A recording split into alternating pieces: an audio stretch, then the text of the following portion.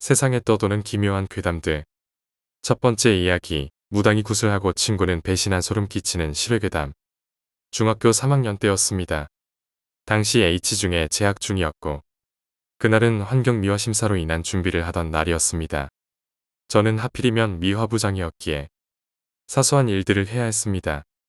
부직포로 시간표를 만들거나 집에서 풀로 만든 교탁보를 씌우는 일들을 했죠. 그날 남았던 친구는 종성이와 상원이었습니다. 저희는 열심히 환경 미화 심사를 위해 작업을 했고, 어느새 해는 기울어 주변이 어두워졌기에 집으로 돌아가기로 했습니다. 그런데 복도에 나갔을 때 저희들은 그 어두움이 너무나 무서웠고, 솔직히 고백하면 몹시 창피스럽지만 남자 셋이 손을 잡고 걸어가기로 결정했습니다. 교실 쪽으로 제가 있었고 가운데 상원이가, 그리고 창 쪽에 종성이가, 이렇게 셋이서 손을 잡았죠. 나란히 일렬로 걷고 있었습니다만 갑자기 창문으로 희미한 불빛이 보이기 시작했습니다.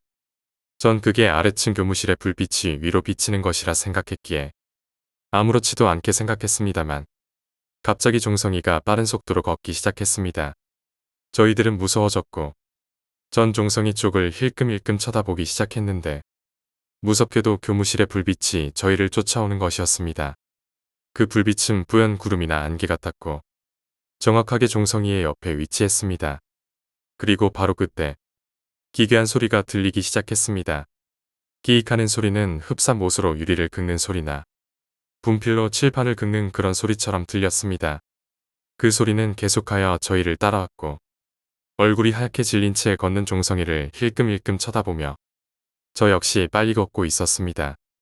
그리고 마지막으로 제가 종성이를 쳐다봤을 때 전 정말 소스라치게 놀랐고 지금도 그때를 회상하면 오싹해지는 것을 막을 수가 없습니다. 머리만 있는 하얀 여자의 얼굴이 종성이를 노려보면서 이빨로 유리를 긁으며 종성이를 쫓아가고 있는 것이었습니다. 전 온몸에 소름이 돋았고 어떻게 학교를 빠져나왔는지도 모르게 그렇게 학교를 빠져나왔습니다. 그리고 학교를 빠져나왔을 때 종성이는 울기 시작했습니다. 난 아마도 죽을 거야. 그러고서는 이야기를 이어가기 시작했습니다. 우리 집 구탄 거 알지? 내 동생이 아파서 했던 거야. 어젯밤에 무당이 꿈에 나오더라. 동생의 병은 고칠 수 없다고 동생을 데려가겠다고 하더라고. 그래서 나를 대신 데려가겠다고 했지. 아까 내 옆에 있던 여자 봤지? 그 여자가 바로 무당이었어. 이야기를 하면서 걷는 동안 어느새 저희 집에 거의 다 도착했습니다. 하지만 종성이와 헤어지려는데 종성이가 너무 측은하게 느껴졌습니다. 그래서 나는 그 애와 함께 자기로 마음먹었고 종성이 집에 들어가서 이런저런 이야기를 하다가 잠이 막 들었을 무렵이었습니다. 갑자기 종성이가 중얼거리기 시작했습니다. 제 옆에 자고 있는 제 친구 보이시죠? 저 대신 저 애를 데려가세요. 전 너무너무 무서웠고 바로 그 방에서 나왔습니다. 그리고 다시는 그 친구와 대화하지 않았습니다. 결국 종성이의 집은 한 차례 더 구슬했고 불행한 일은 일어나지 않았습니다. 하지만 가장 불행한 일은 나와 그 녀석과의 우정이 끝나버린 일이었습니다. 두 번째 이야기, 삼촌이 주었던 기괴한 자전거. 저희 삼촌이 겪은 일입니다. 삼촌이 어렸을 때 골목길에서 놀다가 주인 없는 자전거를 발견했다고 합니다. 사실 주인이 없다는 건 삼촌의 제멋대로인 판단이었을 거라고 생각합니다만 처음에는 주인이 잠시 비웠겠지 하고는 생각했지만 친구와 놀다가 집으로 돌아오는 길에도 그 자전거가 방치되어 있는 것이었습니다. 삼촌은 자전거를 가져가려고 다가섰는데 자세히 보니 자전거는 이미 많이 상해 있었습니다. 칠도 많이 벗겨지고 말이죠. 그래서 삼촌은 역시 버린 자전거였구나 하고 자전거를 타고 다시 읍내로 향했다고 합니다. 그리하여 한참 동안 자전거를 타고 돌아다녔고 문득 지나가는 가게의 유리창을 쳐다보았습니다만 유리에 비친 모습은 어떤 백발의 할머니가 삼촌의 허리를 잡고 자전거 뒤에 타고 있었다고 합니다. 삼촌은 기겁하며 놀랬고 바로 즉시 자전거에서 내렸지만 자전거 뒤엔 아무도 없었습니다. 그리하여 삼촌은 자전거에서 도망치듯이 집으로 왔다고 합니다. 그 후로도 삼촌은 자전거를 절대 타지 않았다고 합니다. 세 번째 이야기, 버스 안의 기묘한 여자. 어릴 때 있었던 일입니다. 겁도 없이 반야월에 친구 집에 혼자 놀러 갔다가 저녁 8시쯤 되어서 집에 돌아가게 되었습니다. 게다가 버스 번호를 까먹어서 고생하다가 겨우겨우 버스를 탔습니다. 저는 눈에 보이는 자리에 아무데나 앉아 있었는데 어느 순간 잠들어 버리고 말았습니다. 그리고 한참 잘 자고 있을 때 잘 가던 버스가 갑자기 끼익하고 급정거하는 것이었습니다. 그 바람에 저는 앞으로 살짝 넘어갔다가 뒤로 넘어가고 말았죠. 그런데 제 뒷자리에서 갑자기 아야 라는 소리가 나는 것이었습니다. 저는 뒷자리에 있는 사람하고 부딪혔나 싶어서 비몽사몽하는 상태로 죄송합니다. 갑자기 급정거를 하는 바람에 괜찮으세요? 라고 사과했습니다. 다행히도 제 뒷자리에 앉아있던 사람도 안 다쳤는지 작은 여자 목소리로 괜찮아요. 학생은 안 다쳤어요. 라고 했습니다. 친절한 태도에 저는 미안하기도 하고 고맙기도 해서 괜찮아요. 감사합니다 하고 다시 똑바로 앉았습니다만 갑자기 떠오르는 생각에 퍼뜩 일어났습니다. 그도 그럴 것이 저는 맨 뒷자리에 앉아 있었던 것입니다. 제 뒤엔 아무도 없었습니다. 네 번째 이야기, 친구 집에서의 기묘한 경험. 시험이 얼마 안 남은 기간이라 제 친구 A의 집에 B가 놀러와서 같이 시험 공부를 하게 되었습니다. 어느 정도 공부를 한 후 같이 누워서 잠을 자는데 B라는 아이가 원래 가위를 잘 눌리는 타입이라고 합니다. 피곤해서 그런지 그날따라 B는 가위를 몇 번씩 눌려서 누웠다 벌떡 일어났다를 반복했답니다. 결국에는 못 참을 것 같아서 B는 옆에 누워있는 A를 깨워서 A야, 나 자꾸 가위 눌려서 죽겠다라고 말했습니다.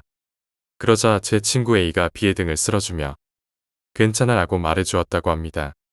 그리고 다시 잠이 든 B는 다음날 아침에 일어나 A에게 그 얘기를 했더니 제 친구 A는 원래 한번 잠이 들면 누가 업어가도 모를 정도로 깊게 자서 중간에 일어나는 일이 없다고 합니다. 그럼 그 등을 쓸어주며 괜찮아 라고 말해준 사람은 누구였을까요? 다섯 번째 이야기, 방에서 옷이 끌리는 소리. 제가 고등학교 2학년 여름 때 겪었던 이야기입니다. 무척이나 더웠던 날이라서 창문을 모두 열고 잤습니다. 참고로 저희 집은 9층입니다. 그런데 깊이 잠이 들었을 때 누군가 긴 옷을 입고 바닥을 기어다니는 것 같은 소리가 들리기 시작했습니다.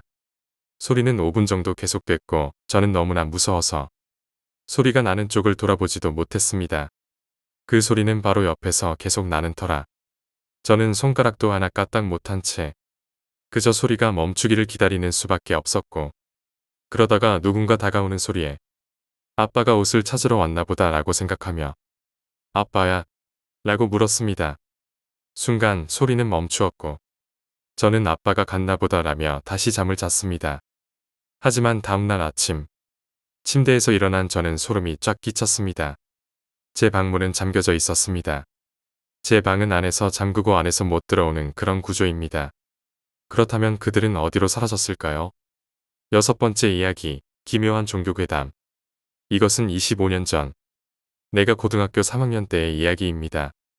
기억의 상당 부분을 잊어버려서 약간 남은 기억에 그간 남겨뒀던 메모를 읽으며 최대한 과장 없이 기억을 복원해 봤습니다. 나의 고향은 꽤 시골이었습니다. 논과 산에 둘러싸여서 놀 곳이라 해봐야 오토바이를 타고 1시간은 걸려야 나오는 노래방 정도뿐이었습니다. 그런 벽촌에 어느 신흥 종교단체의 시설이 건립이 확정되었습니다. 건설 예정 단계부터 지역 주민들의 거센 반발에 부딪혔고 우리 부모님도 종종 반대 시위에 참여했다고 합니다. 시장과 현지사에게 탄원서를 제출하고 지역 언론에 호소해가며 투쟁을 이어갔지만 종교단체 측에서 어떤 조건을 내세우면서 계획은 강행되었다고 합니다.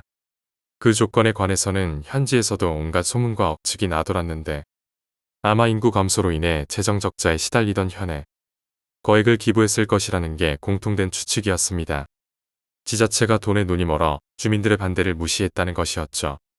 종교시설은 우리가 사는 지역의 가장자리에 지어졌습니다만 그 부지 면적은 도쿄돔 3개는 좋게 들어갈 정도로 어마어마하게 넓었습니다. 사는 사람도 없이 척박하게 버려진 땅이라 값이 쌌던 거겠죠. 그 시설은 내가 고등학교 2학년일 때쯤 완공되었습니다. 그 무렵부터 이미 부모님이나 학교 선생님들은 저기에 가까이 가지 마라. 그쪽 신자들이랑 말 섞지 마. 라고 주의를 주고 있었습니다. 그러나 시설이 완성된 후 나는 반 친구들과 함께 슬쩍 거기를 보러 간 적이 있습니다. 주변은 모두 높은 벽으로 둘러싸여 있고 정면에는 거대한 문이 있었습니다. 문 양쪽 위에는 마치 한야 같은 모습에 무서운 얼굴이 새겨져 있었습니다. 그걸 보고 친구놈들은 저게 뭐야? 악마교가 틀림없어. 라고 신나서 떠들어댔고요. 그 때문에 얼마 지나지 않아 우리 학교에서는 그 종교를 악마교라던가 한야 단체라는 괴상한 이름으로 부르게 되었습니다. 가끔 한가할 때면 호기심도 있고 심심풀이도 할 겸 그 주변을 자전거로 돌아보는 녀석들도 있었습니다.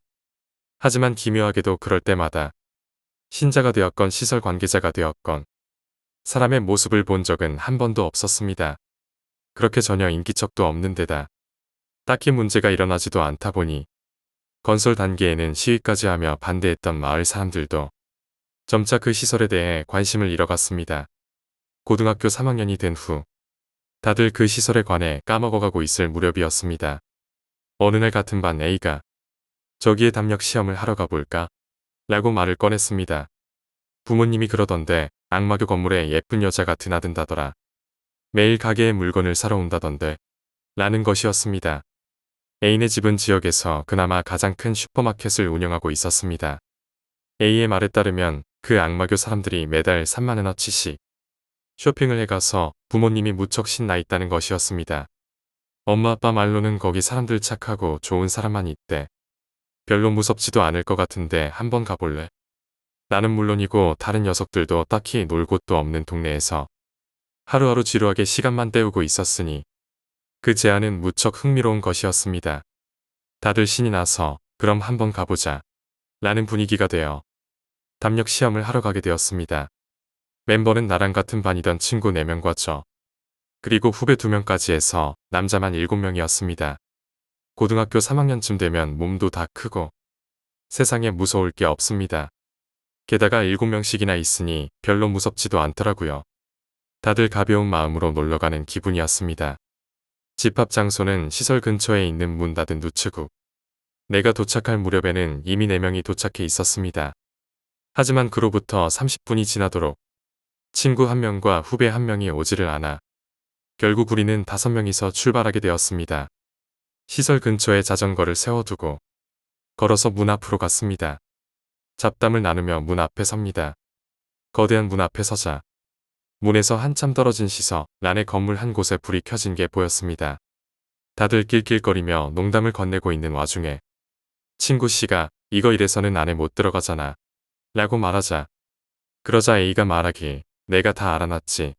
옆으로 돌아가면 작은 문이 있어서 거기로 들어갈 수 있어 라고 말했습니다. 우리는 벽을 따라 코너를 돌아 걸어갔습니다. 얼마 지나지 않아 벽에 작은 문이 있는 것을 찾을 수 있었습니다.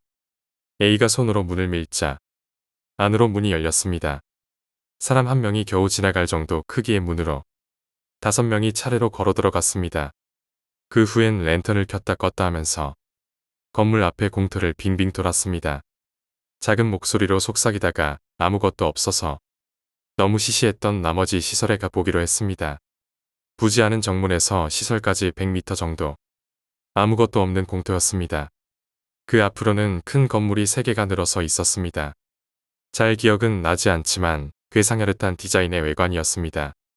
시설 주변을 살금살금 걷고 있자니 건물과 건물 사이에 불이 켜진 깨끗한 공중 화장실 건물이 보였습니다. 덩그러니 지어진 화장실 주변은 하얗고 깨끗한 콘크리트로 포장되어 있고 벤치까지 놓여 있었습니다.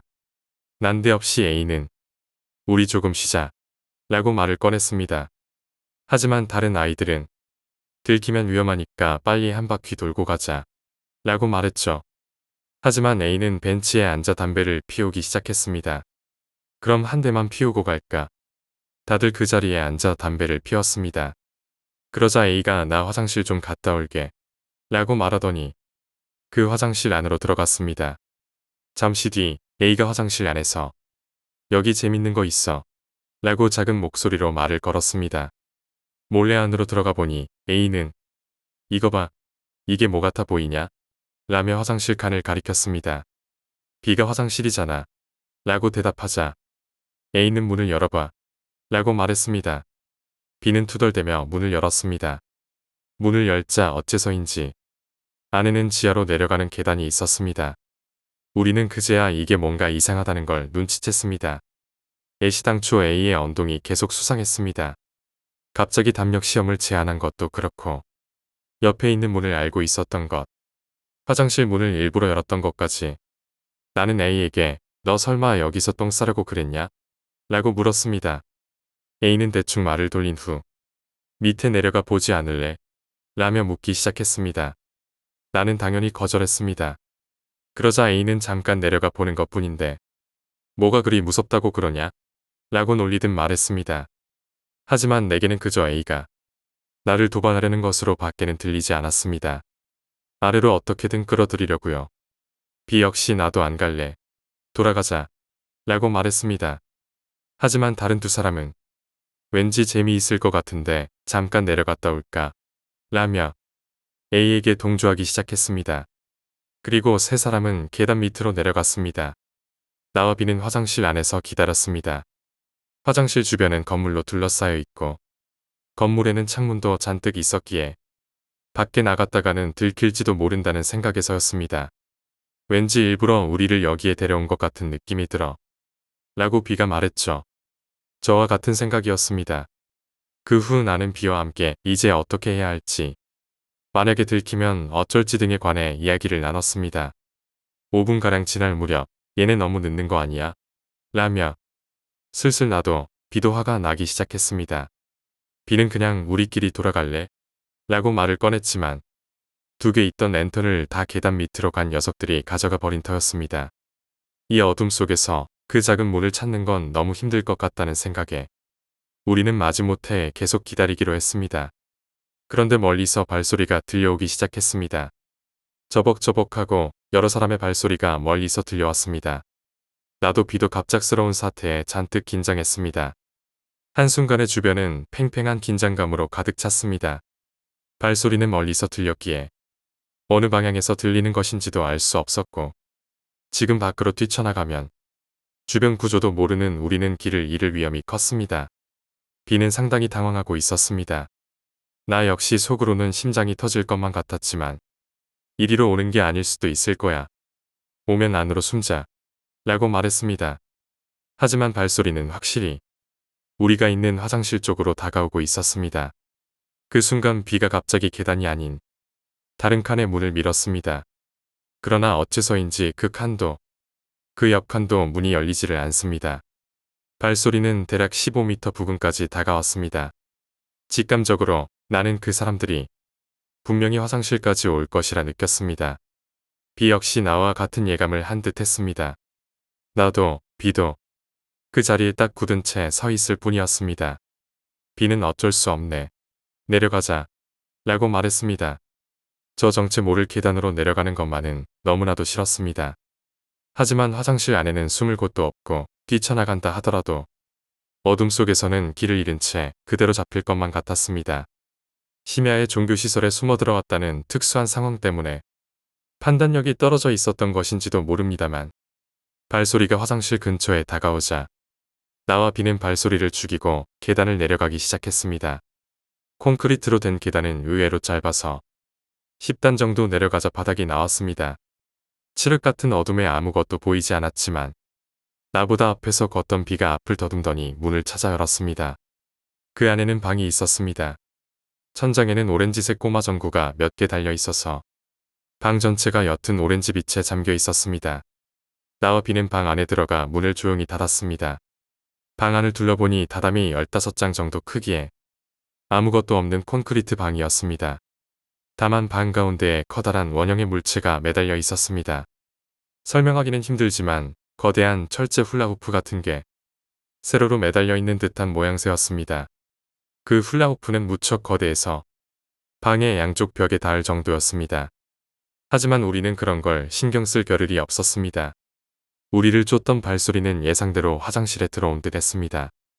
위쪽에서 발소리가 콘크리트를 타고 들려옵니다. 서너 명 정도 되는 것 같았습니다.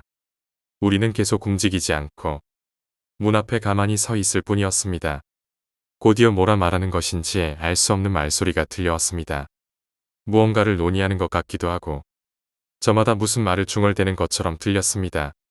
B는 아래로 고개를 떨군 채 눈을 감고 있었습니다. 얼마나 시간이 흘렀을까요? 나는 뭔가 즐거운 생각을 하려고 유행하던 코미디 프로그램의 내용을 필사적으로 떠올리고 있었습니다. 그러는 사이 화장실에서 들리는 중얼중얼대는 목소리는 서너 명에서 10명가량으로 늘어나 있었습니다. 저 위에 있는 사람들은 우리가 여기 숨어 있는 걸 알아차린 게 틀림없다는 생각이 들었습니다. 무서워서 다리가 벌벌 떨려왔습니다. 중얼중얼하고 들려오는 기분 나쁜 말소리에 정신을 잃을 것만 같았습니다. 그러다 갑자기 목소리가 또 끝이더니 끼익하고 문이 2개 연속해서 열리는 소리가 들려왔습니다. 곧이어 다시금 끼익하는 소리가 들려옵니다. 그 소리가 화장실 칸을 열어보는 소리라는 걸 알아차리자 온몸에 소름이 끼쳤습니다. 애초에 다른 칸들에는 처음부터 사람들이 들어있던 건 아닐까. 비도 그 가능성을 알아차렸는지는 모르겠지만 아까는 분명 문이 잠겨 있었습니다. 그러니 밖에서 열었던 게 아니라 안에서 누군가 나온 것이라고 밖에는 생각할 수 없었습니다. 곧이어 계단을 내려오는 발소리가 들려오기 시작했습니다.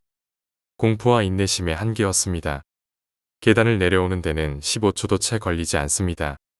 나는 비에 팔을 꽉 잡았습니다. 발소리가 계단을 중간쯤 내려왔을 무렵 비가 비명을 내지르며 내 손을 뿌리치고 방 안쪽으로 달리기 시작했습니다. 그 순간이었습니다. 비가 그 둥근 고리 안을 향해 점프한 순간 비의 모습이 사라진 것이었습니다. 나는 망연자실할 수밖에 없었습니다.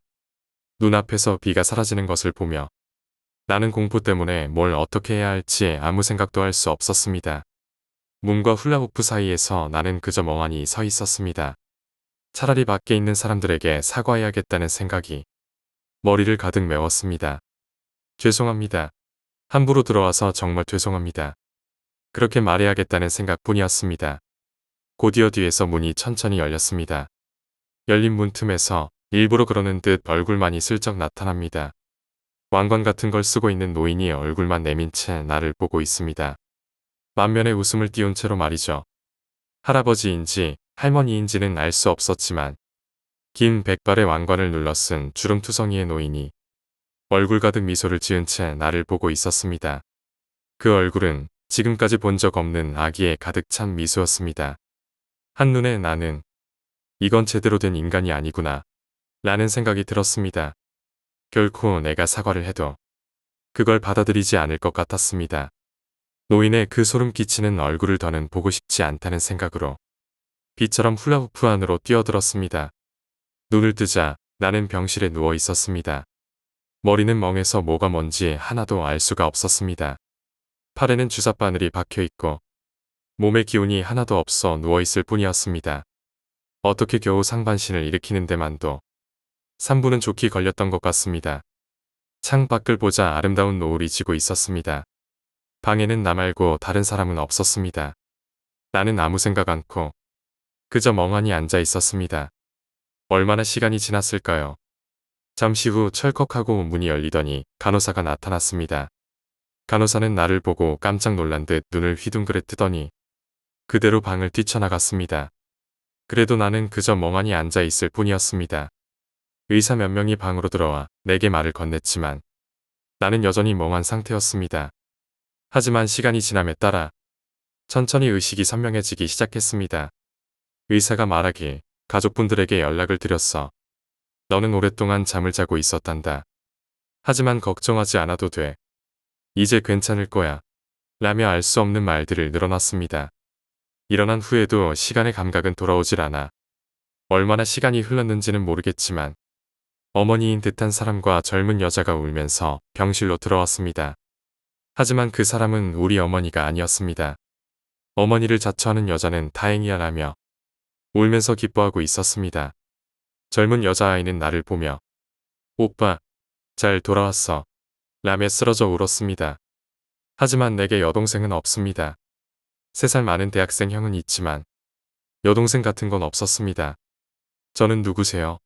하고 몇 번이고 물었습니다. 의사는 후유증인 것 같습니다만 시간이 지나면 괜찮아질 겁니다 라고 어머니인 듯한 여자와 여동생인 듯한 여자에게 격려하듯 말했습니다. 어머니인 듯한 사람은 내게 오늘은 엄마가 계속 같이 있을게 라고 말했습니다. 나는 그대로 이런저런 검사를 받으며 의사에게 말했습니다. 저분은 우리 어머니가 아니에요. 나는 여동생도 없다고요. 하지만 의사는 기억에 좀 이상이 있나라며 고개를 갸웃거릴 뿐이었습니다. 너는 2년 가까이 혼수 상태에 빠져 있었어. 그래서 기억이 완전하지 않은 거라고 생각한다. 하지만 내게는 어떤 감정도 느껴지지 않았습니다. 현실에서 일어나고 있는 일을 이해할 수조차 없어 충격마저 느껴지지 않았던 겁니다. 의사는 그럴듯한 말을 하면서 나를 필사적으로 격려하려 했습니다. 어머니인 듯한 사람은 내가 기억 상실증에 걸렸다며 충격에 오열하고 있었습니다. 나는 화장실로 향했습니다. 그러나 다리가 비정상적으로 무겁게 느껴져 걸을 수가 없었습니다. 결국 의사와 간호사 그리고 여동생 같은 사람의 도움을 받아 겨우 화장실로 들어갈 수 있었습니다. 화장실에서 나는 바로 아까 전과 같이 느껴지는 그날 밤 일을 떠올렸습니다. 기묘하게도 정신을 차리고 몇 시간 동안 한 번도 그 일에 관해서는 생각을 하지 않았던 터였습니다. 화장실 자체가 두렵기도 했지만 부축해준 의사와 여동생 때문에 안으로 들어갔습니다. 용변을 본 후 손을 씻으려던 나는 거울을 보고 비명을 질렀습니다. 거기에 비친 얼굴은 내가 아니었던 것입니다. 완전히 딴 사람의 얼굴이었습니다. 기억은 나지 않지만 그때 나는 심각한 혼란 증세를 보였다고 합니다.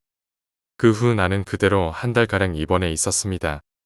나는 부모라고 말하는 이들과 여동생이라는 여자, 병문안을 온 친구라는 이들에게 나는 당신을 모릅니다. 라고 계속 말했습니다. A와 B에 관해 그리고 내가 기억하고 있는 과거에 관해 계속 얘기를 했지만 모두가 기억장애라고 받아들일 뿐이었습니다. A나 B는 존재하지 않는다는 설득이 돌아올 뿐이었습니다. 다만 모두들 내게 무척 친절하게 대해줬습니다. 의사와 다른 사람들의 말을 종합해보면 나는 하교길에 자전거를 타고 돌아오다 쓰러졌고 그 후 입원했다는 것 같았습니다. 내게 있어 이 세상의 모든 정보는 들어본 적 없는 생소한 것이었습니다. 예를 들어 여기는 카나가와 현이야 라는 말을 들었을 때 나는 카나가와라는 현 이름을 처음 듣는 것이었습니다. 통화 단위도 N이 아니었고 도쿄나 일본이라는 이름도 없는 것이었죠. 그때마다 의사에게 원래 내가 있던 세계에서는 뭐라고 불렀지? 라는 질문을 받았습니다. 하지만 도저히 떠올리려 해도 기억이 나질 않습니다. A의 이름조차 생각나지 않아 같은 반 친구라고 몇 번이고 설명했지만 주변 사람들은 그런 아이는 없다고 고개를 저을 뿐이었습니다. 그 시설에 들어가 훌라후프 안으로 뛰어든 이야기. 의사에게 몇 번 더 필사적으로 설명했지만 그건 내가 자고 있을 때 꾸었던 꿈일 뿐이야 라며 부정당했습니다. 하지만 무섭게도 나 자신 역시 나는 기억 상실증에 걸린 것이고 이전에 살던 삶과 세계는 다 꿈이었다고 진지하게 믿어가기 시작하고 있었습니다. 어차피 나에게는 다른 사람의 삶을 살아간다는 선택지 밖에는 없었으니까요. 퇴원 후에 가족과 함께 나는 집으로 돌아왔습니다. 혹시 기억나지 않니? 라고 부모님은 내게 물었습니다. 하지만 처음 보는 집에 처음 보는 거리일 뿐이었습니다. 나는 상담을 받아가며 필사적으로 이 새로운 인생에 수능해 가기로 마음먹었습니다. 내게 들려오는 단어와 정보는 위화감이 느껴지는 것과 아닌 것으로 나뉘었습니다. 지명이나 나라 이름은 전부 처음 듣는 것이었고 역사에 관한 것들도 금시초문이었습니다. 하지만 일상생활에 쓰이는 단어는 대부분 기억하고 있었습니다. 처음에는 가족들에게 적응하지 못해 존댓말을 쓰고 바지나 속옷 같은 것도 보여지기 싫어 직접 세탁하곤 했습니다. 그렇지만 신기하게도 진짜 가족이라고 마음을 먹자 이전의 인생이 마치 전생이나 꿈 같은 걸로 느껴지기 시작했습니다. 그 무렵부터 서서히 이전까지 살아왔던 기억들이 사라져가기 시작했습니다. 선명하게 기억하고 있던 부모님과 형의 얼굴도 옛 시골 거리도 떠올리려면 한참을 생각해야만 할 정도가 되었습니다. 하지만 그 마지막 밤 종교시설에서의 기억만은 잊혀지지 않았습니다. 특히 그 기분 나쁜 웃음을 짓던 노인의 얼굴을 말입니다. 새로운 생활에도 익숙해지고 상담 횟수도 줄어간 끝에 나는 고등학교로 돌아갔습니다. 20살의 고등학교 3학년이라는 애매모호한 위치였지만 새로 만난 친구들과 지내며 꽤 즐거운 시간을 보냈습니다. TV도 본 적 없는 방송투성이라 무척 재미있었으니까요. 이전에 살던 곳과는 달리 카나가와현은 도시였기에 하루하루가 새로운 나날이었습니다. 하지만 고등학교에 돌아오고 4달 정도 지나고 나서 뜻밖의 형태로 과거와 현재를 잇는 공통점이 나타났습니다. 여름방학이 다가올 즈음, 나는 숙제 때문에 서점에서 책을 찾고 있었습니다. 그런데 책들 중에 어떤 글자가 적힌 책이 눈에 들어왔습니다. 종교 관련 책이었습니다. 그 이름은 내가 마지막 밤 들어갔던 그 시설을 지은 신흥 종교의 이름과 똑같았습니다. 나는 경악했습니다. 그리고 그 책을 손에 들고 필사적으로 읽어나갔습니다. 아무래도 이 세계에서는 꽤 거대한 종교단체인 듯 했습니다. 내가 살던 세계에서는 이름조차 들어본 적 없던 무명 신흥 종교단체였는데 여기서는 세계적인 종교단체인 것입니다. 나는 그 종교 관련 책을 몇 권씩 사서 읽었지만 아무 의미 없는 짓일 뿐이었습니다. 아무리 책을 읽는다 해도 현실은 바뀌지 않았습니다. 돌아갈 방법을 찾을 수 있는 것도 아니고 누군가에게 내 과거를 증명할 수 있는 것도 아니었습니다. 주변에 아무리 이야기를 해도 그건 무의식 중에 꿈에 나온 것뿐이야. 라는 대답만 돌아왔습니다. 나는 친절하게 대해주는 가족과 친구들에게 걱정을 끼치고 싶지 않았습니다. 겨우 고등학교에 복학하고 사고의 그늘을 떨쳐낸 것처럼 보이는 나에게 주변 사람들이 걸고 있는 기대를 깨고 싶지 않았습니다. 결국 나는 과거를 잊고 못 본 척하기로 결심하고 평범하게 인생을 살아왔습니다. 그때로부터 25년이 지난 지금 나는 작은 회사에서 일하고 있는 극히 평범한 샐러리맨입니다. 그렇다면 왜 이제 와서 이런 이야기를 늘어놓는 것인지 의아하시겠지요. 지난달 우리 집에 편지에 한 통이 날아왔습니다. 익명으로 쓰여진 편지의 내용은 다음과 같았습니다. 갑작스레 편지를 드리게 되어 죄송합니다. 당신은 아마 나를 잘 알고 있었을 겁니다. 당신을 찾는데 무척 오랜 시간과 노력이 들었어요. 당신은 마오라는 이름이었습니다. 혹시 기억하십니까? 나중에 다시 한번 편지 드리겠습니다. 이 편지의 내용은 다른 누구에게도 말하지 말아주시기 바랍니다. 부탁드립니다. 나는 그 편지에 써진 이름을 보고도 아무 감정이 느껴지지 않았습니다. 하지만 분명 과거에 그런 이름이었던 것 같기도 합니다. 편지를 보내온 사람에게 이상하게 나는 공포도 기대도 느끼지 않았습니다. 완전히 남의 일처럼만 생각되었던 겁니다.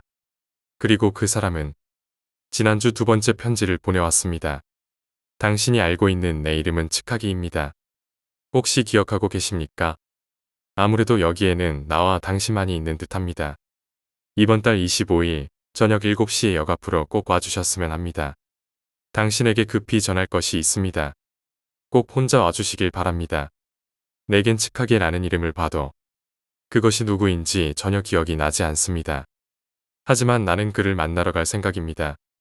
어쩐지 만나야만 할 것 같습니다. 누가 거기에 서 있든 알아보지 못하겠지만 그날 밤에 이를 말하다 보면 누구인지 알 수 있겠지요. 기왕이면 비었으면 좋겠습니다. 다만 그와 만난 후 무슨 일이 일어날지 모르니 이렇게라도 모든 사실을 남겨두려 합니다.